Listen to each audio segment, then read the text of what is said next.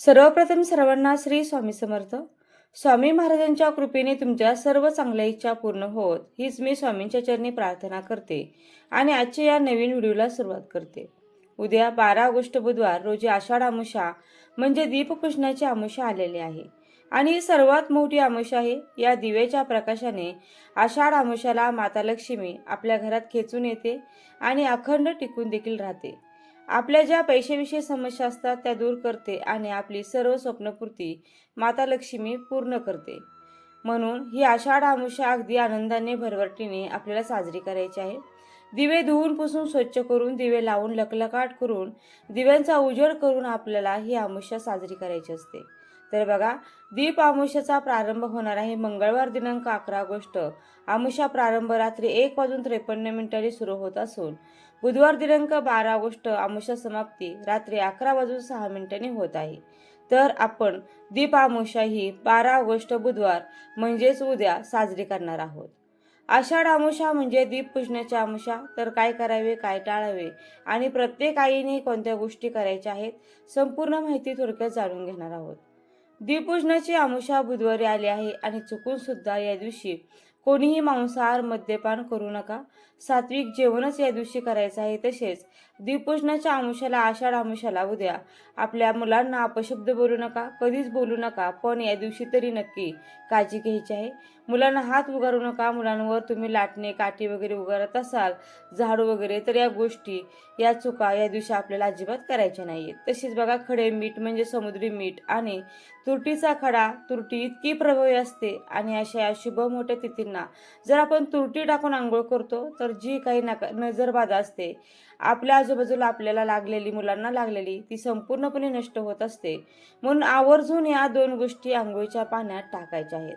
त्यानंतर आंघोळीनंतर सूर्यनारायणाचे दर्शन झाले तुम्हाला तर सूर्यनारायणाला चमच्याभर गाईचे दूध पाण्यात टाकून त्या दूध मिश्रित पाण्याने सूर्यनारायणांना अर्घ्य द्यायचा आहे. त्याचबरोबर देवघरातील सर्व दिवे, निरांजन, हळदी कुंकवाचा करंडा, तुम्हाला समया वगैरे सर्व स्वच्छ करून घ्यायचं आहे. तुम्ही आधी स्वच्छ केल्या असतील तर अतिशय उत्तम, नसेल तर या दिवशी सकाळी लवकर करायचे आहेत. तुम्हाला देव घासून पुसून ठेवायचे असतील, स्वच्छ करायचे असतील शास्त्रोक्त पद्धतीने तर अतिशय सोन्यासारखा हा दिवस आहे. तसेच आपल्या देवघरातील देवांना स्वच्छ करा, छान अभिषेक घालून पूजा करायची आहे. अगदी सुंदर दिवस आहे. तसेच देवघरात एक दिवा देखील अखंड या दिवशी नक्की लावून ठेवायचा आहे. तसेच वेगळी दीपपूजनाची तुम्ही पाटावर सगळे दिवे मांडून तेलाचे, तुपाचे निरांजन किंवा समया दिवे सगळे लावून तुम्ही पूजा करावी.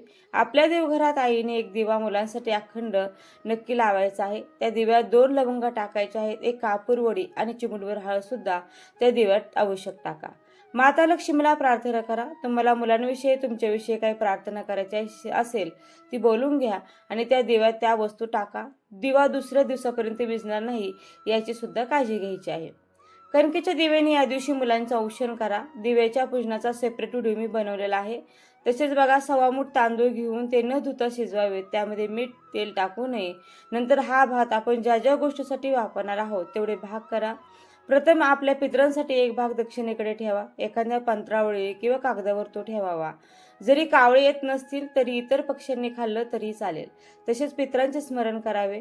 ओम पितृदेवताय नमः अशी एक माळ करावी. पितृसुक्तम, पितृस्तोत्रम देखील या दिवशी आवर्जून म्हणावे.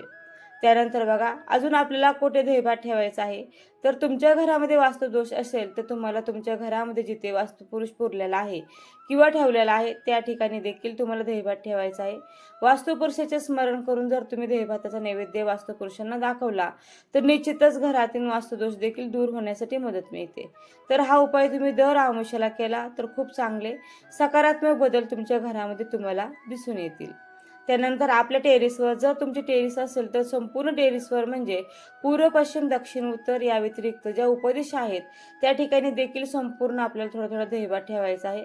जेणेकरून 8ही दिशांकडून जी निगेटिव्हिटी येत असते ती त्या ठिकाणी रोखली जाईल आणि तिला एक प्रकारची शांतता लाभेल आणि आपल्या घरातील वातावरण मंगलमय होण्यासाठी मदत मिळेल. तर हा देखील उपाय तुम्ही करू शकता. त्यानंतर पुढचा जो दहीभात ठेवायचा आहे तो आपल्याला पिंपळाच्या झाडाखाली किंवा एखाद्या मोठ्या झाडाखाली ठेवायचा आहे. तो ठेवण्यापूर्वी या दहीभाताचा उतारा आपल्या मुख्य दरवाज्यावरून देखील करायचा आहे आणि त्यानंतर आपल्याला तो दहीभात एखाद्या मोकळ्या झाडाखाली ठेवायचा आहे. याने आपल्या घरातील वास्तुदोष, पितृदोष दूर होण्यासाठी नक्कीच मदत मिळत असते. फक्त हे उपाय करत असताना आपण विश्वासाने करायला हवेत आणि यामध्ये जर आपण सातत्य ठेवलं, जसे की सातत्याने आपण 6 महिने जर असे उपाय केले, तर 100% तुमचा वास्तुदोष, पितृदोष दूर होताना तुम्हाला दिसून येईल. तसेच वास्तुदोष, पितृदोष आहे हे कसे ओळखायचे? तुमच्या घरामध्ये सातत्याने कटकटी होत असतील, विनाकारण जर भांडणे होत असतील, आता छोट्या-मोठ्या कुरबुरी प्रत्येक घरामध्ये होतात, पण छोट्या कारणावरून जर मोठे भांडण होत असेल, तुम्हाला कामात सातत्याने अपयश येत असेल किंवा एखादे काम जर तुमचे होता होता राहून जात असेल, तर निश्चितच तुमच्या घरामध्ये पितृदोष आहे किंवा वास्तुदोष आहे असे समजावावे. त्यामुळे दोष दूर करण्यासाठी छोटे छोटे उपाय जर आपण दर पौर्णिमा अमावस्येला केले, तर निश्चितच त्याचा सकारात्मक असा अनुभव पाहायला मिळतो.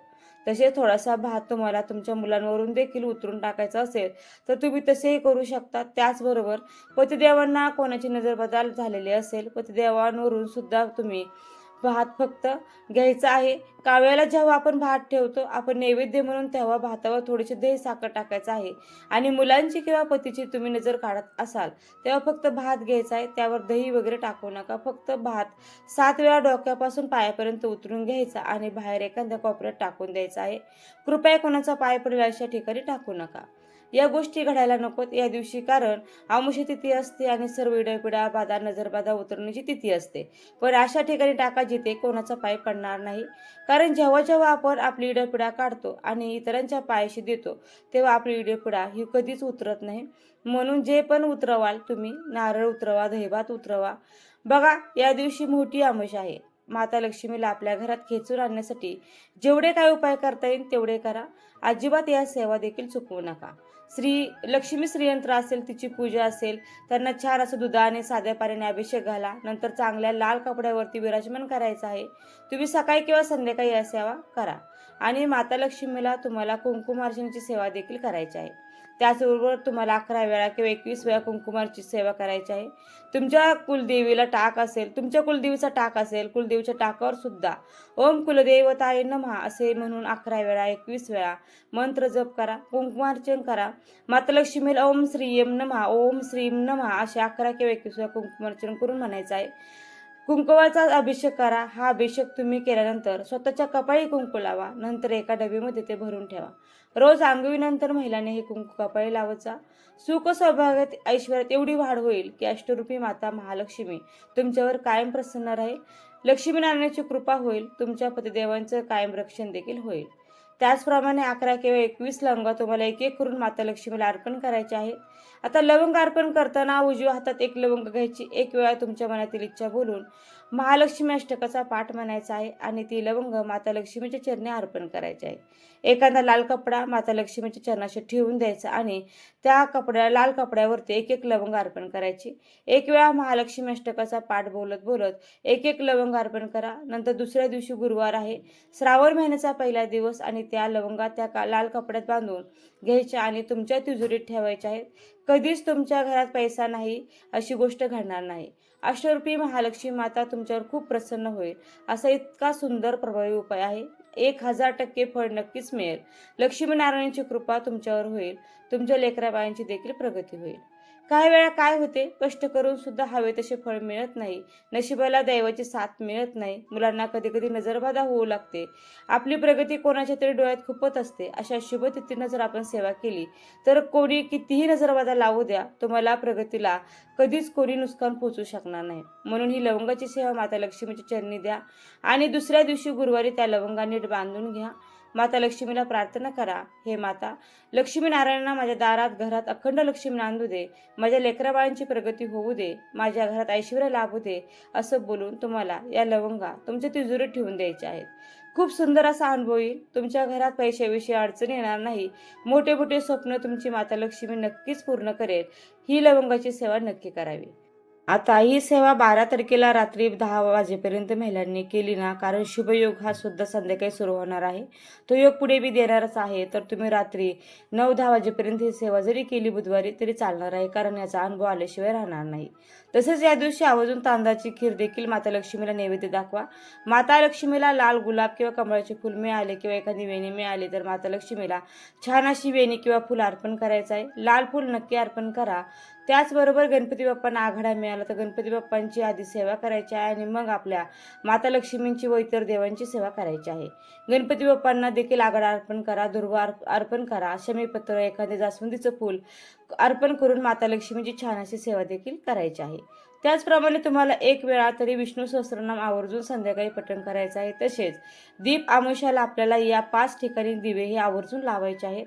तुम्ही संध्याकाळी जरी लावले तरी चालेल, पण एक मुख्य दिवा सकाळीच आपल्या देवघरात लावून ठेवायचा आहे, अखंड लावून ठेवायचा आहे. आणि त्या दिव्यात मी तुम्हाला सांगितले 2 लवंगा, कापूरवडी आणि चिमूटभर हळद देखील टाकायची आहे. सोन्यासारखा अनुभव येईल. आणि त्याचबरोबर संध्याकाळी एक दिवा आपल्या मुख्य दाराशी तुपाचा लावायचा आहे माता लक्ष्मीच्या स्वागतासाठी. त्याचबरोबर एक दिवा पिंपळाच्या झाडाखाली लावायचा आहे, एक दिवा महादेवांच्या मंदिरात लावायचा आहे आणि एक दिवा तुम्हाला पितृदेवांच्या नावाने दक्षिण दिशेकडे तोंड करून आपल्या माटाला जरी ठेवला तरी चालेल आणि एक दिवा तुम्ही तुळशीजवळ लावायचा आहे. बघा, संपूर्ण जीवनातला अंधार दूर होणारा हा दिवस आहे. म्हणून संध्याकाळी दिवे लागणेला तरी हा उपाय, ही सेवा नक्की आवर्जून करायची आहे. तसेच मासिक पाळीमध्ये या सेवा तुम्हाला करता येणार नाही, तर तुम्ही तुमच्या घरातील इतर व्यक्तींकडून या सेवा यावेळेस करून घेऊ शकता. आता बघा, आपल्याला जो पूजेचा शुभ मुहूर्त आहे, राहू काळ हा कधी असणार आहे तो देखील आपण सविस्तररित्या पाहूयात. बघा, दिव्यांची पूजा ही प्रामुख्याने प्रदोष काळात केली जाते. सकाळचे मुहूर्त आणि संध्याकाळचे मुहूर्त असे दोन्ही मुहूर्त मी तुम्हाला इथं प्रथम सांगते. तर सकाळचा पूजेचा शुभ मुहूर्त जो असणार आहे तर तो सकाळी 6 वाजल्यापासून ते 9 वाजेपर्यंत असणार आहे. हा अमृत आणि शुभ चौघडिया हा काळ अत्यंत पवित्र आहे. यावेळी तुम्ही घरातील स्वच्छता, पितृतर्पण आणि सकाळची नियमित पूजा करू शकता. संध्याकाळी सर्वात शुभ मुहूर्त हा प्रदोष काळात मुख्य दीपपूजनासाठी असणार आहे. तो म्हणजे संध्याकाळी 6:30 ते 8:20 हा प्रदोष काळ दीपपूजनासाठी सर्वात श्रेष्ठ आणि अतिशय शुभ मुहूर्त आहे. राहू हा छायाग्रह असून तो ब्रह्म, अडथळे आणि नकारात्मकता प्रतीक मानला जातो. दिवसाचा ठराविक काळ ज्यावर राहूचा प्रभाव असतो त्याला राहू काळ असे म्हणतात. तर या काळात कोणतेही शुभ कार्य, नवीन सुरुवात, नामकरण किंवा पूजा करणे टाळले जाते, कारण राहू काळात केलेल्या कार्यात अडथळे येण्याची किंवा अपेक्षित फळ न मिळण्याची शक्यता असते. त्यामुळे दुपारी आपल्याला हा जो राहू काळ आहे तो पूर्णपणे टाळायचा आहे. तर या दिवशीचा जो राहू काळ असणार आहे तो दुपारी 12:30 ते 2 हा असणार आहे. तर या 1.5 तासाच्या काळात तुम्हाला चुकूनही पूजा जी आहे तर ती करायची नाही. राहू हा ग्रह असतो, पण तो ब्रह्मांडात नकारात्मकता आणि अनिश्चित ऊर्जा अधिक तीव्र करत असतो. शास्त्रानुसार या काळात केलेले धार्मिक विधी किंवा पूजापाठ तामसिक ऊर्जेने प्रभावित होण्याची शक्यता असते, ज्यामुळे पूजेचे पूर्ण फळ किंवा पुण्यप्राप्ती होत नाही. अशा पद्धतीने आपल्याला हे जे काही राहू काळ आहे तर तो टाळून आपल्याला पूजा करायची आहे. यासोबतच या दिवशी पितरांची सुद्धा पूजा केली जाते. आता पितरांची पूजा करत असताना तुम्हाला काय करायचं आहे तर पितरांसाठी तुम्हाला अन्नदान करायचं आहे. मग हे अन्नदान तुम्ही मंदिरामध्ये किंवा तुमच्या आजूबाजूला कुठे गरीब गरजू व्यक्ती असेल तर त्यांना करू शकता, किंवा मग तुम्हाला काव्याला, कुत्र्याला दहीभात जो आहे तर तो खाऊ घालायचा आहे. यासोबतच आपल्या घरामध्ये पितरांसाठी जो माठ असतो किंवा पाणी जे आपण भरून ठेवतो तिथे देखील तुम्हाला एक दक्षिण दिशेला तोंड करून दिवा हा अर्पण करायचा आहे. पिंपळाच्या झाडाची देखील पूजा करायची आहे. पिंपळाच्या झाडामध्ये भगवान विष्णू आणि माता लक्ष्मी या दिवशी स्वतः निवास करत असतात, त्यामुळे या सर्व ज्या गोष्टी आहेत तर त्या आपल्याला पाळायच्या आहेत. त्यावेळेस त्याचा खूप चांगला फायदा हा जो आहे तो आपल्याला बघायला मिळत असतो. तर अशा पद्धतीने ही अमावस्या जी आहे तर ती आपल्याला पूर्णपणे साजरी करायची आहे. तर हा महत्त्वपूर्ण व्हिडिओ आवडला असेल तर व्हिडिओला नक्की लाईक करा, शेअर करा, चॅनलला सबस्क्राईब करायला मात्र अजिबात विसरू नका. व्हिडिओ शेवटपर्यंत पाहिल्याबद्दल अगदी मनापासून तुमची खूप खूप आभारी आहे. धन्यवाद. श्री स्वामी समर्थ. जय जय स्वामी समर्थ. रामकृष्ण हरी. जय जय रामकृष्ण हरी. ओम नमो भगवते वासुदेव.